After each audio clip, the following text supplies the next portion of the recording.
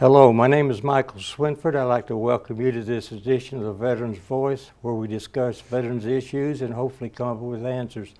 Our guest today is Kevin Neal, and we'll be back to talk to Kevin in just a moment.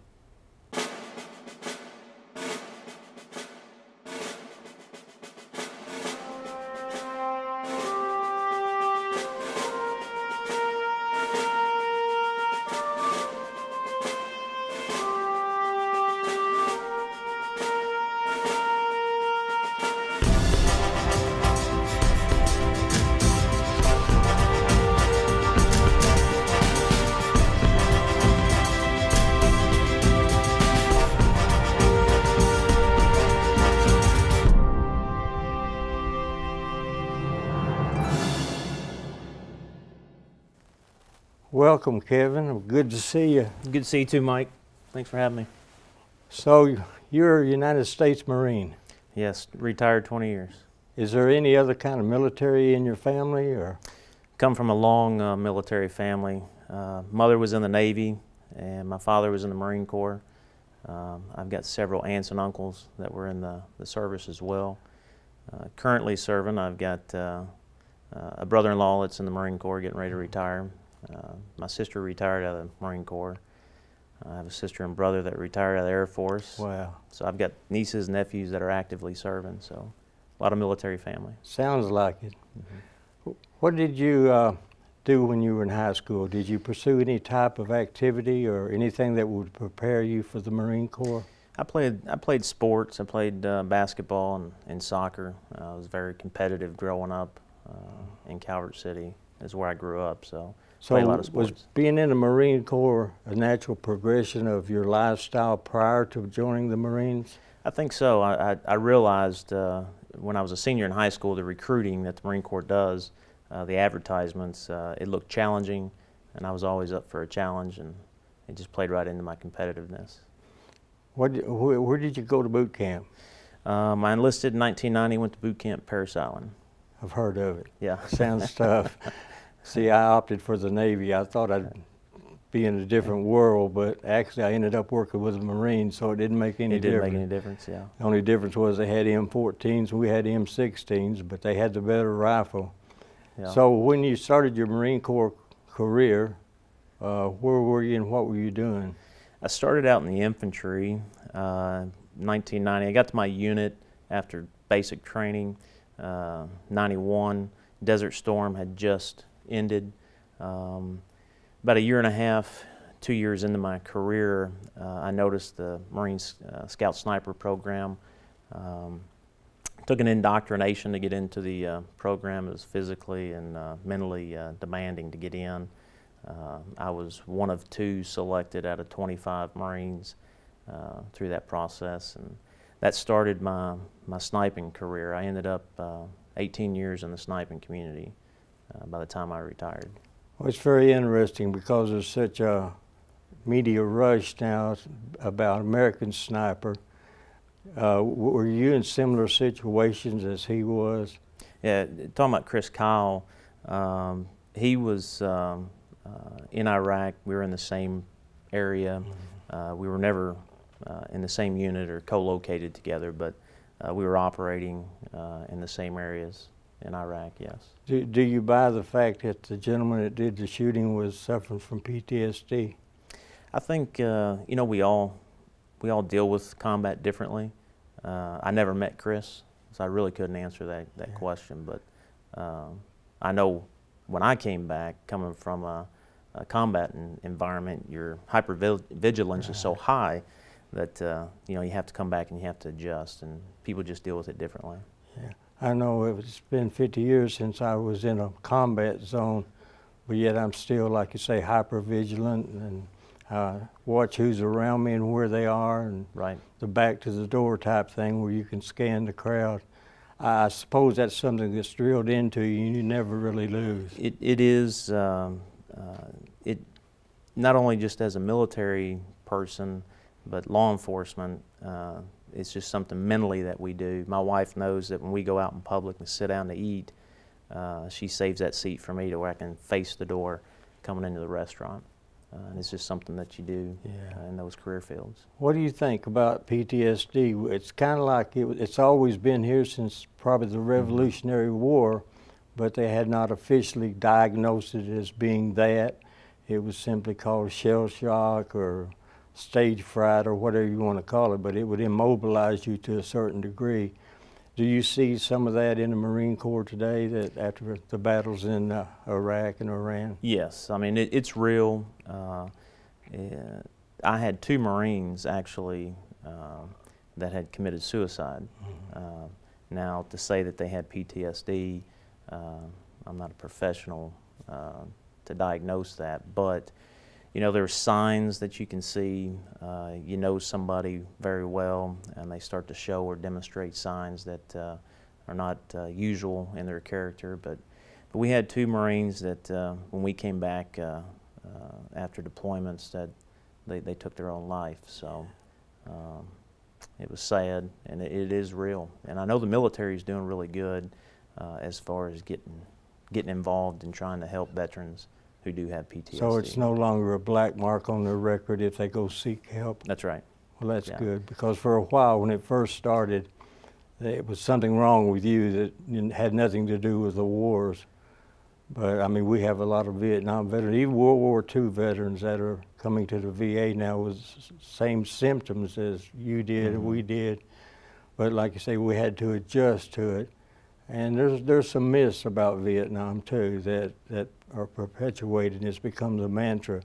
One of them being we were spit on, and nobody gave us a homecoming parade and things like that. And when I enlisted, I don't know about you, but there wasn't a little box at the bottom that says check if you want a parade, or check if you if you want this or want that. And we guarantee you nobody will spit on you, but it's become kind of the urban lore that these things happened, and I don't know that they happened to everybody, because did not we try to make it up though to you when you guys came back from Iraq and Afghanistan? Very much so.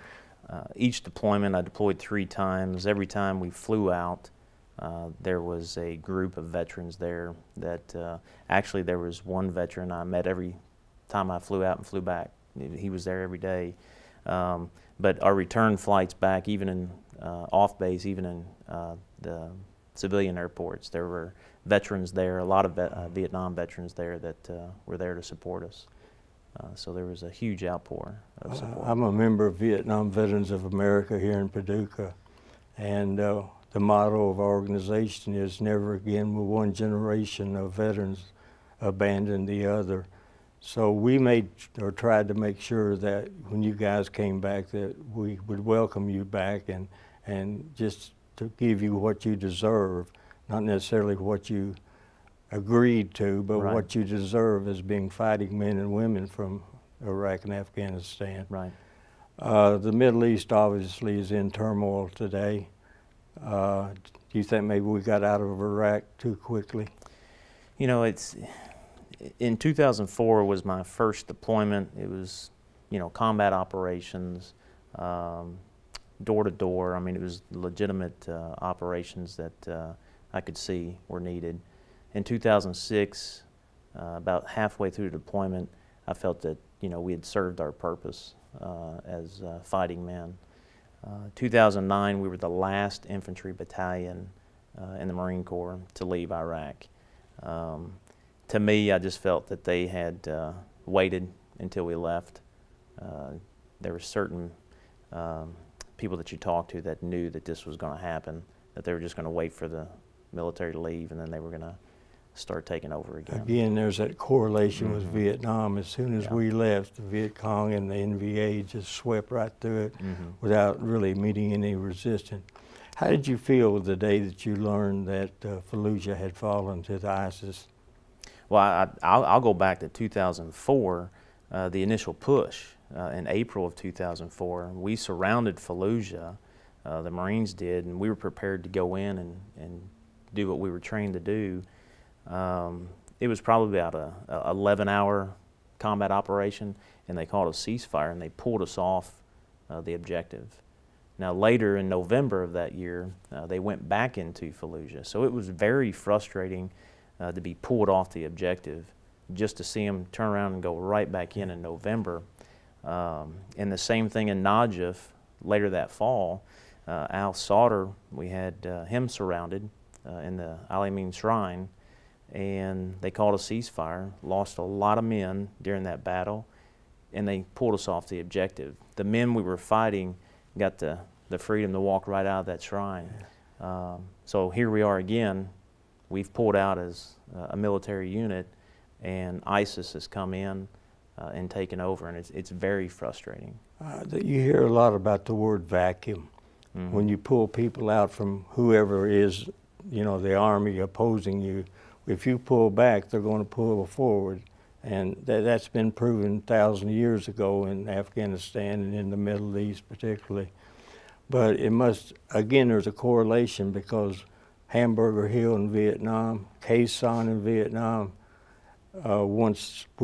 they had suffered everything and lost so many people there, a constant bombardment by the NVA, then they just turned it over to them more or less, said, here, you can have it, after, you know, the blood was spilled. And I think that's hard for a young man that's wanting to maybe go in the military to look back in history and see how people were treated. Has the training program for the Marine Corps eased up any, or is it still tough? It's in the sniping community, I can speak for that. It's still demanding because that is a skill that they just can't hand out. You know, at 1,000 yards, you can't hit the target. You know, that's an individual effort. So it is still demanding just by nature of the skill set. The training, I tell you, I served with some great men, and I used to tell my Marines that we're Marines. We may just have an additional skill to give that commander on the battlefield, but at the end of the day, we're an infantry Marine just like every other infantry Marine. So the training to me has actually gotten better. The equipment that the Marines had that I didn't have when I was in Haiti or Bosnia, you know, I had a minute of angle, which on a urinal scope, I had to pretty much call my own wind, to where now with the spit and bender scopes, it breaks it down to 1/10 of a minute of angle. So it's more detailed in range estimation and target acquisition. So not only just the equipment, but the training itself has gotten better. We utilized Vietnam era in our training. We utilized in Vietnam. They had 4-man teams. You know, you talk about Carlos Hathcock. We quickly identified in 2004 that a 4-man team was an easy target for the enemy. 2-4, which was a unit that we co-located with and trained with, they had a sniper team that was actually the entire team was killed. They sought them out, and they used that for propaganda. They'd videotape the weapon system and the equipment, and they actually used that weapon system against us. We increased our numbers from 4-man teams to 5-, 6-man teams. We would co-locate teams in the objective because we're fighting Vietnam was somewhat, you know, in the jungle.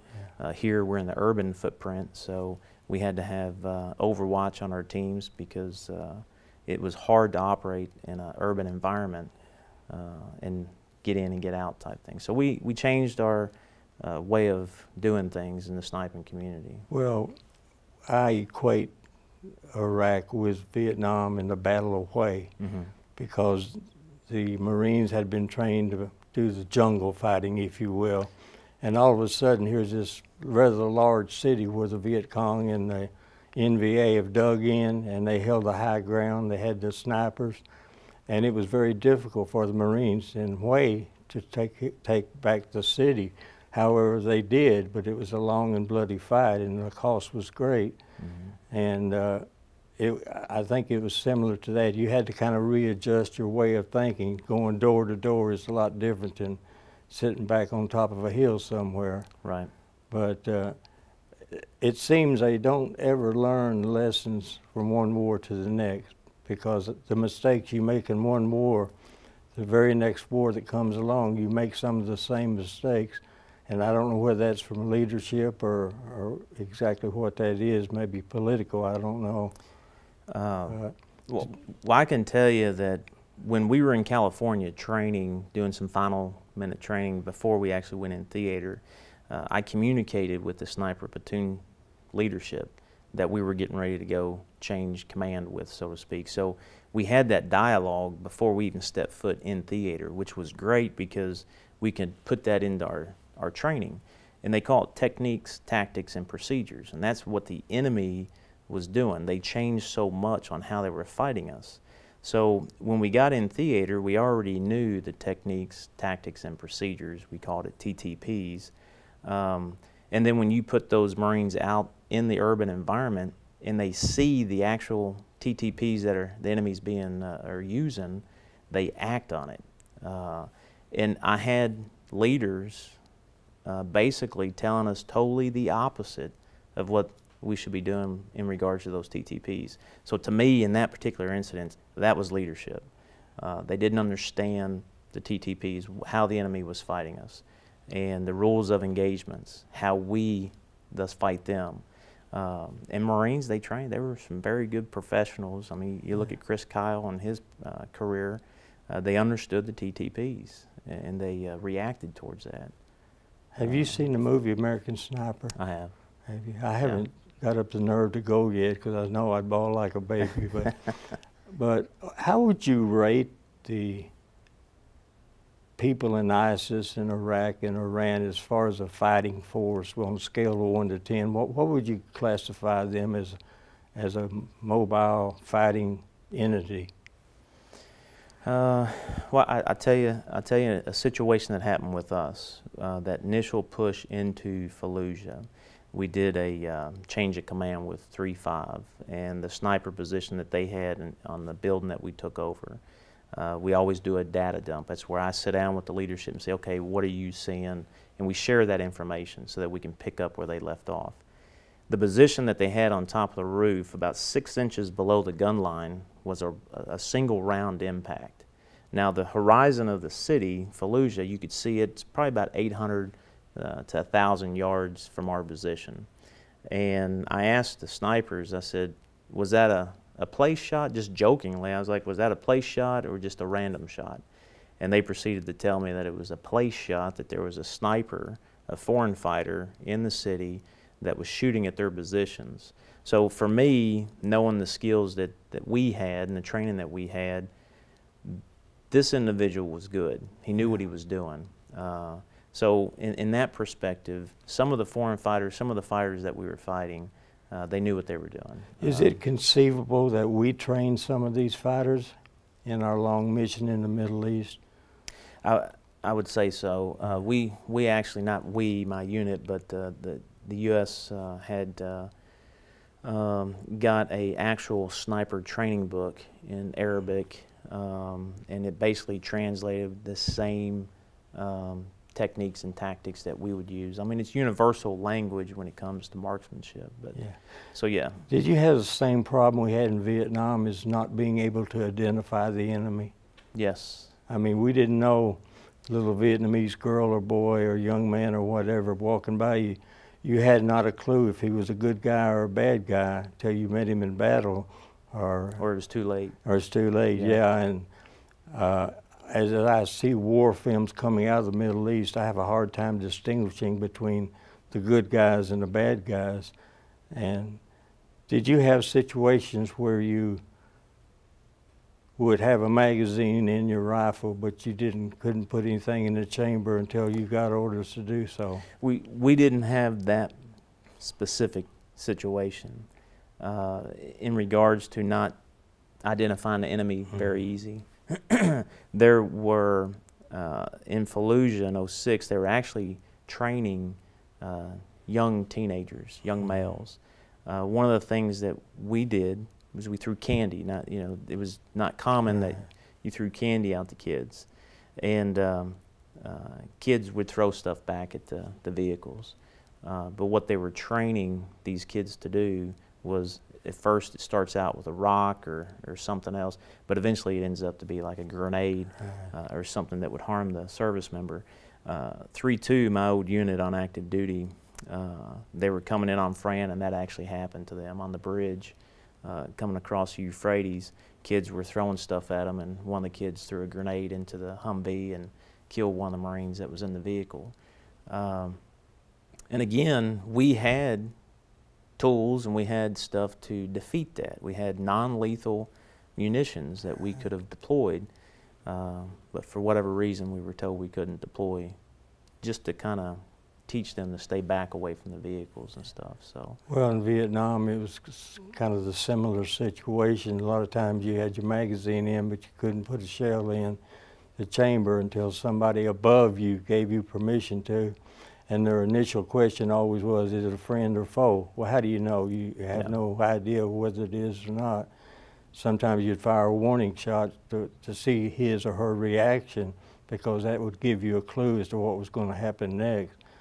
But did the Marines and Army that were in the Middle East, did they try to win, like in Vietnam, the hearts and minds of the people? I mean, did they associate with the people and try to show them, hey, we're really the good guys here? yes, we had phrases on the 3 tours. We had no better friend, no worst enemy, use an iron fist with a velvet glove. You know, there were different phrases that they tried to get us to adapt. But yes, winning the hearts and minds of the locals. It's so tribal in that area where I was at, and it's secular. And we were trying to go in and we would try to speak to the leadership, the elders within those tribes. I remember one specific time they brought in propane. Propane they would use to cook in their houses, and most of the time it was very expensive to get this propane. So the government worked it out to where they just brought in propane and they were giving it out to the citizens for free. Well, what happened was it was hijacked, and it was being sold back to the civilians through the black market. So we took we had a relationship with a unit, and we would go out and we would provide security while they would try to go out and minimize that the best they could. So yeah, we worked with the leadership with the tribes. Again, you got old laws, you've got different mindsets, and we tried our best to show them that we're here to help them. The Iraqi police there in Fallujah, we had a great relationship with them. We had a commander that was from Chicago Police Department who had the violent gangs unit, so that relationship worked very well. And the Iraqi police there in Fallujah utilized us quite a bit. They gave us a lot of intelligence on the actual bad guys, you know, in the city. So we had those relationships, and we built upon them. Well, we tried to do that too, but I don't know how successful we are. At least the body count went away. That's one good thing, because it was false figures anyway. Yeah. I can remember coming home after Vietnam and picking up a Time magazine and reading about a battle that had occurred. And I happened to be in close proximity, and I knew the truth. And the enemy dead was about 3 times as much as it really was, and the American injuries and deaths were a lot lower than they actually were. Did you feel the influence of the media and the politics of the world when you were in the Middle East? Yes. April 19th, 2004, Times Magazine. There's an article on a battle in Najaf, and it was the same. I was there, and reading that article in Times Magazine, and then coming back to the base and watching on CNN and some of the other news outlets, it wasn't even, you know, I would say it wasn't accurate. Yeah. And it was frustrating, because people back home, you know, they want to know what's going on. And there was a lot of good things that we were doing, and for the most part, what I saw and what I read in that particular battle, it wasn't quite near what it was. Every picture I've seen of the Middle East, it looks like every building has been bombed, every street is full of trash. And is it a beautiful country when you get away from the war itself? That's a tough question for me personally because, you know, we didn't get to, it was just desert to me. Yeah. Everything I did, it was dirty. You know, my first tour, we stayed in a tent. And if the wind blew, everything got dusty. Yeah. So for me to find something that was, as the terrain, it was very hard. But now the people, you know, we would go in and we would take a position in a house, and there may be a family in there. Even though we had a language barrier, the people, the kids, you know, the smiles, they were just as if it was my kids or somebody else's kids back here. The innocence, you know, you could find it through the people. But as far as the terrain, personally, it was desert. And well, you know, Vietnam's a beautiful country. Mm-hmm. Now, the war's been covered up. It's been a long time. 65% of the people in Vietnam today weren't alive during the war. Right. They call it the American War, of course. But would you go back to the Middle East? Do you think we even need to have boots on the ground in the Middle East? I mean, if there was an enemy that needed to be fought, yes. Well, considering the tribal implications, though, would it ever make a difference? I mean, yeah, you can go in and secure Fallujah or Tikrit or some other town, but you're going to leave at some point, and then they're going to retake it. So do you think there'll ever be peace in the Middle East? No, I don't think there will be. I agree with you. There's so many conflicting ideas and ideology that is at odds with each other. And if you're a religious person and you read the Bible, there's a lot of reference, like the Euphrates River and certain areas around the Middle East. And a lot of people believe that it is a sign that there's a reason why the Middle East is in turmoil. But I can't see a point in time. And Vietnam is a peaceful country today. It's led by the communists, but yet it's a peaceful, beautiful country. And I'd like to envision someday that Iraq and Iran would be a beautiful tourist destination, but I don't think we'll ever see it in my lifetime. I know, you know, one of the phrases or terms you hear is brain drain. In Iraq, most of the intelligent people, and I use that loosely, educated, I guess I can say, leave. They leave the country because there's nothing there. Right. Now I dealt with the Iraqi police, for an example, the Iraqi army. There are people there that are fighting for their country, and I get that. That's, you know, I'd do that, and I did that. I'd fight for my country. So there are people there that believe in their country, and they're going to fight for their country, and I supported them. That's what we didn't understand in Vietnam, that it was a civil war. Yeah. It was not a world war of any kind. Yeah, you talk about civil war. They had their civil war. Almost every village buried. They knew we were there. They knew we were coming, and they buried their weapons, munitions, and we would go out on patrols, and they would take the metal detectors, and they would dig up these ordinances, and basically they were waiting for us to leave because they just thought that they were going to have to go back and fight again. But that was interesting, that every village had their own arsenal, if you will. What do Iraqi and Afghan veterans think about Vietnam veterans as a general rule? Oh, we support them. Are we just an old bunch of guys to you like we were at the World War II?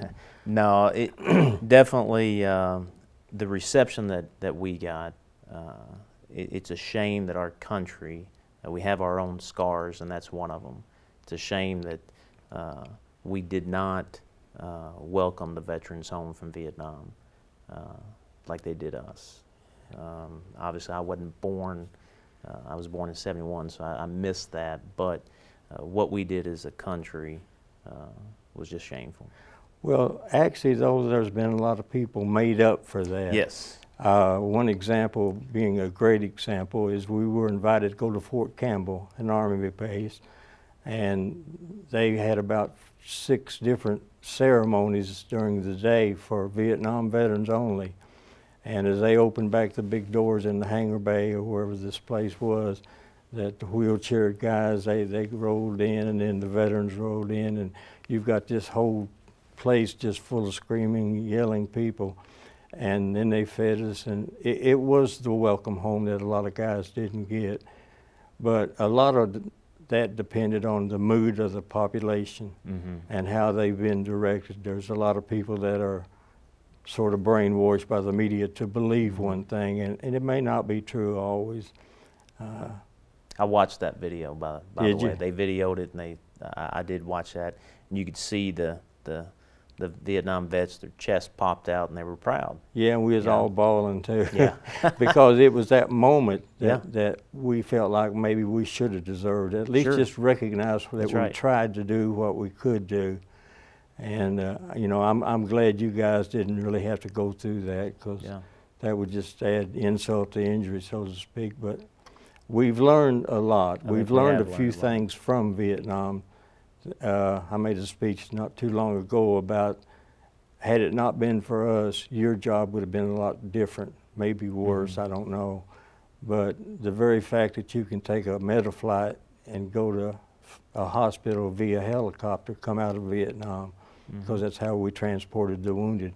So there's a lot of good comes out of every situation, even though at the time it seems like it's useless and impossible. But as time progresses and things change and politics change, then it becomes a different issue in a lot of ways. But would you gear up and go if you had to go? Yeah, I wouldn't. Yeah. I wouldn't think I twice. tried to go in the Gulf War, and they said I They was said too no. old. I said, well, I'll get my senator, he'll help me. And the time paperwork got through, it was over with. over It was with, only yeah. like 4 days Yeah. going on. I think we need General, what was his name? Schwarzkopf. Yeah, Schwarzkopf. Yeah. I think we need him back for a year or two. He'd probably clean the mess up. But You know, it's interesting too that you say that. We used to support our public affairs people that would go out and try to win the hearts and minds of the locals. And there was a lieutenant that was from New York, and he had a piece of glass from the World Trade Center. And when we would go out on a mission, he'd pass it around, and it was just something to, you know, it was tangible. You could touch it and feel it, just to remind yourself, you know, why you were there. So what's the answer to ISIS? Is it going to take a multinational force to eliminate them, or do you think the Iraqis and Syrians and all of them can take care Well, I of it? read somewhere where there was 300 Marines that they surrounded. I think 300 Marines over there could take care of it. Well, or to take care of it. No, it is a threat. Not only just military-wise, but Christians have to take it serious. Their intent is clear, and personally I think that it is something that we need to deal with. How? I'm not the one that makes those decisions, but it is something that we need I to don't do. think anybody wants to make a decision Yeah. right now. The politics are coming into play, and politics generally dictates what does or does not happen. And every day I'm amazed that all we do is fight amongst ourselves, and that's kind of like Iraq and Iran and the rest of them. They fight among themselves. They've got to be fighting somebody all the time, or they're not happy. Right. And I think we as Americans are much the same way. But I look back through history, and our country was founded on revolution. And I think in the future it'll be the same way. I think there's people that are fed up, and then there's people that aren't, and there's always going to be the conflict between good and evil. Yeah. And, but I'm glad that you served your country, and I thank you for your service. And if you have to go back, I'll go with you. we'd make a good team. Yeah. I could spot for you, maybe if I could see far maybe enough. see, That'd be yeah. the only problem. Yeah. Well, Kevin, I appreciate you coming in Appreciate you, today, Mike. and I hope to talk to you again in the future. And I've learned a lot by talking to you, and thank you for coming. We I appreciate you. it. And I want to say one last thing before I leave. One of the local Marines, actually there were 2 service members that were killed locally, Aaron Torian and Sergeant Christopher Heflin. Now I never met Master Sergeant Torian, but reading his background, I'd have fought with him. I'd have gone anywhere. He was a true warrior, if you will. But his brother Nathan Torian works with the police or fire department here in Paducah, and they've got a committee together. They're trying to get a Master Sergeant Aaron Torian Global War on Terrorism memorial, and the city's donated some land there at the Dolly McNutt Veterans Plaza. And I've got a web page here that we'll try to post on this interview that people can go to and make donations so that they can get a memorial down there with the Vietnam Memorial, World War II, and the Korean Memorial. So they're trying to raise money to make that happen. I think that would be a good idea. Dolly McNutt would be pleased to know that that little spot of ground has sort of become sacred and holy territory. Right. I understand the city of Paducah has already given some money towards that project. Yeah. And I know the various service organizations in the area are also going to pitch in, because there needs to be a reminder. I'm not sure that the reminders always remind. Sure. But someday, somewhere, the little grandchild will go up there and say, that was my daddy or grandpa, and I'm proud of what he done for our country. Right. You know, we don't fight for any cause other than our brother beside of us. And I did have the honor of attending the funeral for the memorial service for Arian, and as a member of the Patriot Guard. Yeah. And it was very touching, and his family is such a nice family, and I hope people get behind this memorial, and let's get it up. And now, it's my understanding this is for Iraq and Afghanistan, or? Correct. The Global War on Terror, what we call the GWAT Memorial, yeah. Yeah. Well, I look forward to seeing that. I do too. Well, Kevin, it's been fun, and be careful out there, and good luck to you in the future, and hope to see you again someday. I appreciate it, Mike. Thanks. This is Michael Swinford with the Veterans Voice. Been visiting with Kevin Neal, a sniper that fought in the Battle of Fallujah.